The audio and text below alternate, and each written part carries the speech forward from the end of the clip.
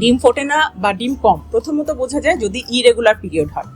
যদি যখন হওয়ার কথা তার চেয়ে 3-4 মাস পরে হয় বা 1-1.5 মাসের বা খুব ইরেগুলার হচ্ছে, এটা হলে বুঝতে পারবেন যে ডিম্বাণুর সমস্যা আছে। ঠিক আছে, এটা গেল ওয়াইফের প্রবলেমগুলো।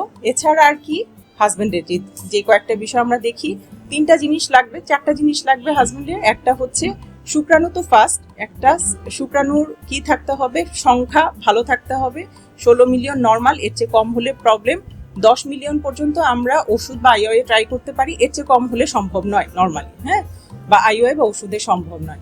2 নাম্বার হচ্ছে নড়াচড়া 30% পর্যন্ত নর্মাল, এর চেয়ে কম হলেই প্রবলেম।